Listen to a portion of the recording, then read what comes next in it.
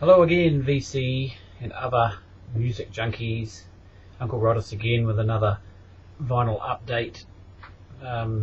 Latest arrivals and additions to my quickly growing collection. In the office here tonight, as you can see. Anyway, let's start off. Yesterday, Sunday, was a bit of a wet, cool day here, and I got itchy feet sitting around home, thinking about some pieces of vinyl that I'd seen in the shop last week that I didn't purchase, and my addiction got the better of me, and I rushed into town and managed to pick up a few pieces. So I'm still on a big New Zealand music kick at the moment, and they were all New Zealand records that I had seen in the bin that I was thinking about, and I had passed over them because I'd picked up a bunch of other stuff that had interested me on the day, and also the prices on them were a little bit. They were fairly high. I mean, they were about as high as what they sell in the shop, but they are pretty hard to get and don't turn up very often. So, but I'll get to those in a minute.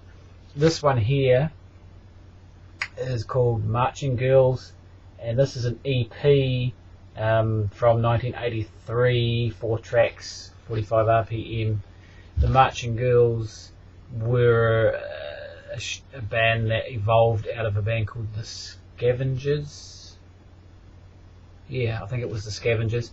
The Scavengers were a punk band from Auckland area, and they had a fella in their band called Brendan Perry, who I think his name was, and he was a fella who went on, and a few of us may know, who went on to become part of the Deakin Dance, which is completely different. I mean, you couldn't get more different sort of music compared to what he used to make in the Scavengers. But the Scavengers released maybe 145 from memory, which is on a compilation I've got, and they were a great punk band. But yeah, the Marching Girls, I wasn't familiar with their music, to be honest, but you know, I knew who they were, so I snapped that up, and it is reasonably rare. It wasn't cheap. One of the records that I had in my head that I might have seen in the shop was this one. This is one of the ones that was giving me itchy feet. Now, I had it in my head that I'd actually seen this in the New Zealand music bin, and it might have been an original, and I don't know, because there was another album I actually saw when I got there that has a similar cover, and it's a Christchurch band called Vortex or something from memory. I wasn't familiar with. But anyway, turns out that I found this in the new record bins, and this is a new version, so this is not an original, but Board Games, Who Killed Colonel Mustard. I think this is pretty much the only record they put out. Shane Carter is the man in here that everybody knows in New Zealand, if you're a New Zealand music fan, who went on to be in Straight Jacket Fits, and some other bands whose name eludes me. Anyway, this was a reissue of an edition of 1,000 from Record Store Day in 2014. So there's obviously still a few copies floating around, although I know I'd seen it on Flying Out and they had sold out of it. So I was actually pretty stoked to get this. I mean, it would have been nice if it was an original, but in the end I actually only paid less than $30 for it, and if it had been an original I probably would have paid nearly $50 for it, or maybe more.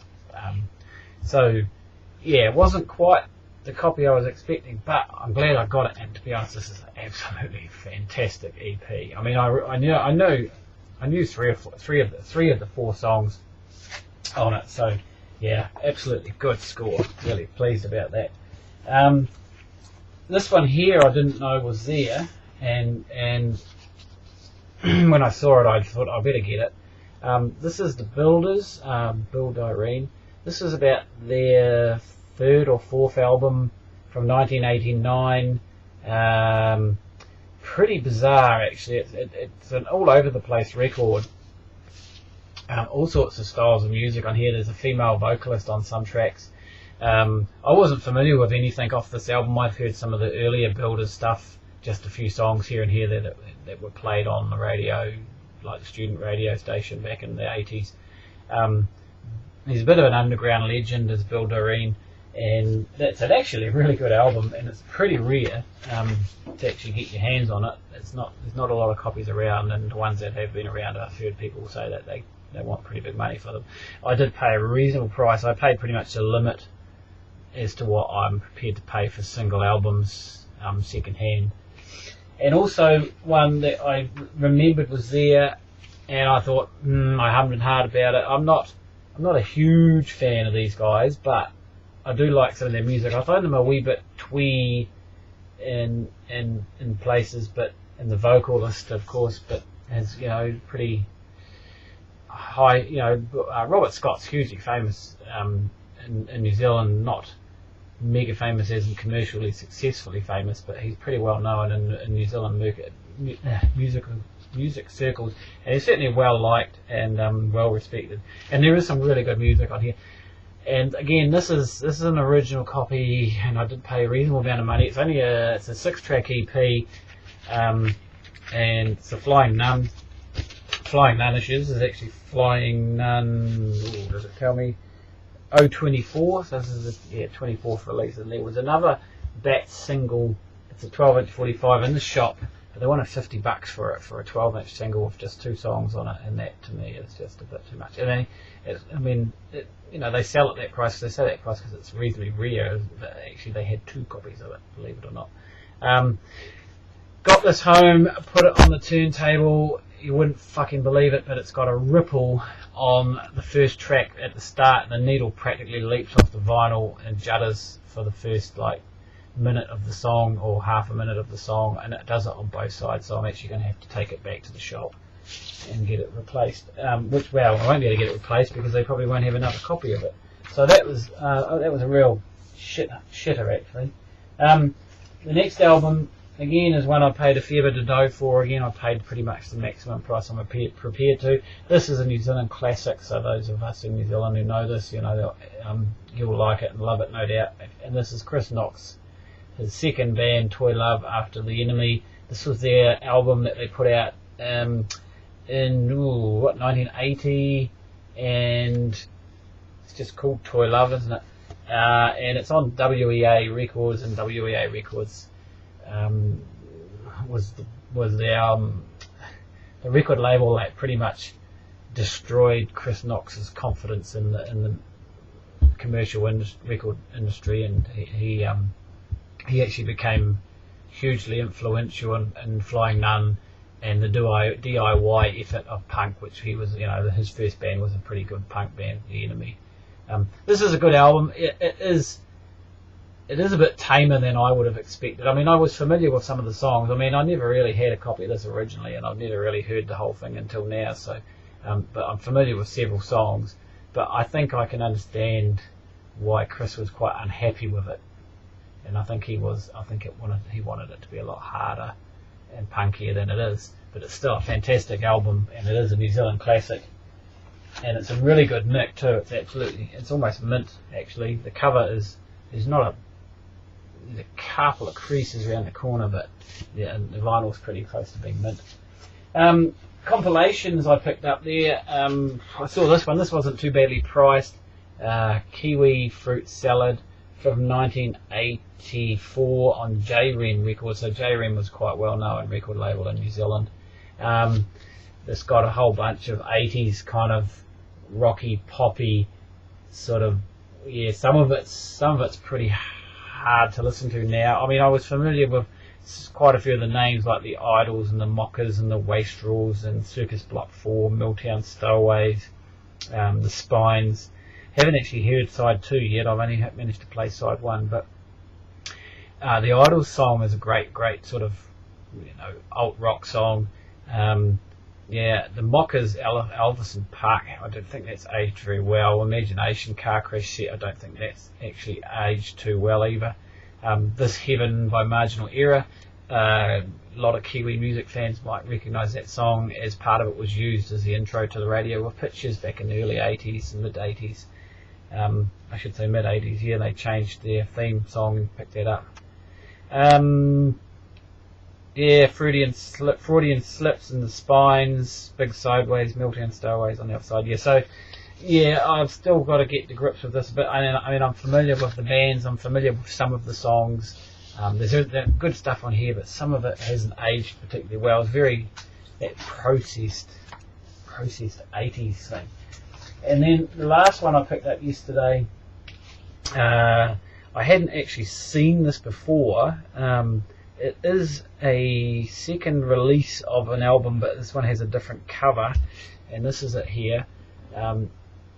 New Zealand Rock and Roll 60s Super Hit. The actual title up the top there is How Was the Air Up There, which is a title taken from one of the songs by one of New Zealand's most famous 60s exports, the La-Di-Da's.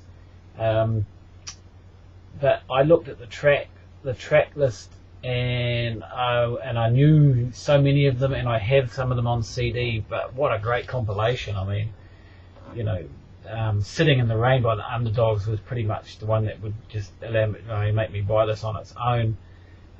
Great cover of Van Morrison's Gloria by the Pleasers. I'm Your Witch Doctor by Chance R&B, was a Christchurch, really raw Christchurch garage band. They did a fantastic cover of that song. And of course the How's the Air Up There by the La-Di-Da's, which is one of New Zealand's classics. Nature by Formula is an absolute New Zealand classic. And then things like Down in the Mine, Peter Nelson and the Castaways, Hubcap and the Wheels. I'm Happy Too. I know those songs from another compilation I have on CD. Barry and the Breakaways were a big band in New Zealand in the late 60s. Did a lot of covers of the current stuff at the time, and they did a cover here of Can't Explain. Must be the Who's one, I think, from memory. Yeah, so this is a really great compilation. Interestingly enough, it's on K-Tel Records, and K-Tel was a pretty crappy kind of compilation type, you know, cheap and nasty record label that put out all this rubbishy music and cheap and nasty compilations of stuff that I would never be interested in. So it was interesting that they put that compilation out. I mean, I'm sure they put some other reasonably good ones out, who knows, but it's not the sort of label I probably would have picked up many records from in the day. In the post over the last week, don't think I've shown these yet, so I'm going to show them. I hope the hell I haven't. This here is more New Zealand music, of course. A Fond Kiss. This is a compilation album, a celebration of the songs and poems of Robert Burns. I actually haven't had a chance to listen to all of this yet. It's quite an interesting mix of music, a little bit different. Picked it up for a pretty good price. I've seen it. A few guys locally have been playing it. Have been flashing it around on Facebook. So thought I'd give it a go. This one here is a band called Avoid. Again, this is one I've seen around, and a few guys on Facebook have got this album, local, New Zealand guys, and I thought I'd check it out. I'm not sure, I don't know much about the band. Particle and Wave is the name of the album. On first listen, I've had about 2 listens, and it is pretty good. Pretty, experimental indie pop. It's poppy. It's got some catchy stuff on it, and it's a lot of more experimental than just your straight indie pop. I think it's quite good. I'm quite enjoying it. And then the last one that I had ordered from the long weekend while we were actually down south, and I got on the computer because I was rather frustrated with what I wasn't being able to get my hands on from down south. I picked this one up. New Zealand music, underground music fans will probably know what this is. This band's been around for quite a long time, and I haven't really listened to any of their music. I probably have heard some over the years. This is really experimental, droney, screely, guitar-y, sort of out of this world music. It's pretty underground, sort of not. I think Sonic Youth are into this band actually. Anyway, The Dead Sea it's called, and interestingly enough, I've got the cover upside down, would you believe? This is from 1992, and the album's called The Harsh 70s Reality. I mean, there's 2 album, double album, tracks spanning sort of 15 to 20 minutes long, some of them. It's fucking awesome. I mean, it is a really awesome record, and I'm really impressed. So I will be checking out a lot more of their stuff. So while I was also in the city yesterday, I remember my partner had mentioned that she had seen the guy from Penny Lane Records, where I buy all my records, second-hand stuff, and it's about the only one of the only local shops left in Christchurch. That she had seen him down at one of our local refuge stations, walking out with bundles of records under his arms, and I thought, well, of course, yeah. I mean, records are getting dumped in various places all over the place. You know, people have a lot of records that they can't get rid of anywhere else, and of course, this is the sort of stuff that we find in thrift shops around New Zealand. Most of it's not really difficult to sell because it's just not the sort of music that most people are into. But I decided to pop into one of the refuge stations on the way into town, and I spoke to the guy there because they have a shop there where they drop things off, but they don't actually sell anything back to the public. They actually he said they have a depot in town. It's called the Echo Shop, and it's it's just out of the central city. And they sell, basically they recycle all the stuff that's reusable, that's, you know, electrical appliances that are still working that people dump and drop off and stuff like that. So it's pretty cool. So they, you know, they have a lot of furniture and books and magazines and clothes, garden tools, you know, anything that's people have dumped because they just don't want it and they can't sell it themselves. They don't want to sell it themselves, or they don't want to put it on Trade Me, or they don't want to have a garage sale or whatever. All that sort of stuff ends up at the Eco Shop. And he said, yep, we did have a big box of records. He said it's all gone down to the Eco Shop. So I went down after I'd been to Penny Lane and picked up those previous records I showed tonight, and found now in the back corner their shelves of records, and oh my god, I couldn't believe it. There must have been probably 3,000 to 4,000 records there. Yeah, absolutely. I'm quite shocked how many. Unfortunately, as you can imagine, as I said, you know, thrift shop, junk shop, basically that's what we got, is just untold editions of old classical records and old country compilations and old, you know, Kamal, and just, you know, the really horrible stuff that my parents might have listened to. A lot of old soundtracks. Actually, my partner would probably like it down there. She's into old soundtracks, you know, The Sound of Music and Dr. Zhivago and things like that. She's quite into that sort of stuff, but not me personally. But so I started thumbing through a few rows of it, and I mean, it's quite a massive and difficult job to work your way through them. There's no organisation. The records are just piled, you know, the big shelf about 4 or 5 levels high. Some of them are actually up nearly above head height, so it's really difficult flicking through, you know, albums, big stack of albums up that high. So I started on the lower ones down, and there might have been 300 or 400 records, or 300 records in a row and in a stack. So I was fingering through, and obviously there was just so much of it was classical music, and you know, just stuff that really wasn't of interest. So I didn't find anything particularly great, except what I did find. And I picked up a copy for 50 cents. I can't complain about it. This is actually a pretty famous album anyway. Get some Gilberto, you know, what was it called? The Girl from Ipanema. So what do they call this? Bossa Nova, isn't it? Bossa Nova, yeah. So this is actually, I mean, this is in my 1001 albums to listen to before you die. This is the MGM issue in New Zealand. It's New Zealand, Australia. Yeah, New Zealand. Yep, it's a New Zealand issue on MGM. I think I saw a picture of someone flashing this around and it had a Verve sticker in the bottom. But anyway, unfortunately the cover's a little bit ripped. But I gave it a clean up. And put a new sleeve in it. There's the MGM cover. It's quite cool. Unfortunately, the vinyl itself, it cleaned up, but it's got a lot of surface marks on it and a lot of surface noise.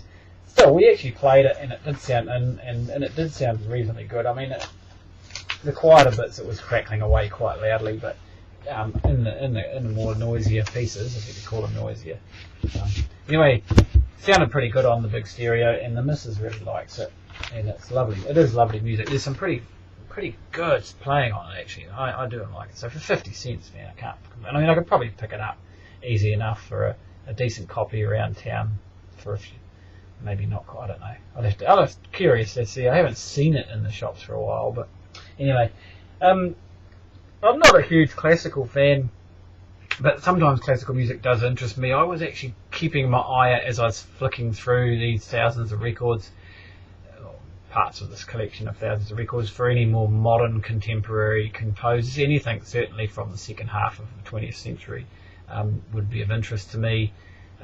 Unfortunately, that sort of stuff just really doesn't show up much at all in those sort of places, and I've been through some of the thrift shops and looked at the classical stuff and never seem to be able to find anything, even in the shops in town, and like Penny Lane, who have a reasonable sized classical collection for like $1 each, and I've been through quite a few of their bins and they don't have anything in the more modern era. But I did find this one, which is a Russian composer, and Khachaturian, which I really can't pronounce it that well. I'm not too sure of the history of the guy, really, to be honest, but this was recorded in 1973, I think, by Melodia in the USSR, and there's a Melodia there, and I saw that, which I knew, I sort of recognised, and I thought I'll give this one a go for 50 cents. Cleaned up pretty well. I haven't had a listen to it yet. Turned out it's actually a World Record Club release, or that was how it was released in New Zealand in 1977. So I might do a bit of research. I haven't listened to it, but I quite like Russian composers. Dmitri Shostakovich is one who I really liked, who I've had some CDs in the past. I don't know why I don't have any of them now. But that was cool for 50 cents. And I did manage to find a few others. I found a few of these Deutsche Grammophon records. Now this is pretty much like one of the premier record labels for classical music, certainly back in the day. A lot of these are from the 70s or earlier, I think. And for 50 cents each, I brought them home. I cleaned them up, and they're actually in fantastic condition. The vinyl, actually, one of them's a wee bit scratchy.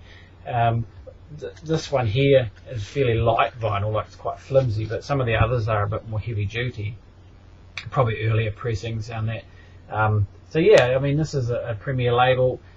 What have we got? Herbert von Karajan, who is one of the most well-known, I think he's well dead now, but conductors, Berliner Philharmoniker. This is Offenbach and Gounod, I don't know how to pronounce them, but this one actually has the can on it. It's Can Allegro, which we discovered last night while we were listening to it. So it's probably a good way to get into a bit of classical. Like I say, I don't really bother with it too much, but picked up this one, Tchaikovsky's Symphony No. 6, Pathetic. I mean, that's a fairly famous piece of music. I quite like Chopin. So here's a bunch of masterpieces. Oh, yep, haven't had a listen to that, but beautifully clean vinyl, actually. I mean, I put it through the BPI cleaning machine, and they cleaned up stunningly well. So I'm actually quite keen to go back when I have some time and get through some more. Beethoven Symphony No. 7, another Herbert von Karajan, and the Berlin Philharmoniker. So it's quite a cheap way to get into some classical music. Beethoven again, Hans Werner Henze London Symphony Orchestra, Christopher Eschenbach, yeah. And the last one, and my partner quite liked this one actually. We've played it. This was the first one I played. Concertos for 5 famous concertos for trumpet. And apart from Vivaldi and Mozart and Telemann are the 3 names that I knew off this. The other 3, Stradella, Torelli, and the other 2, yeah, those 2 I don't know.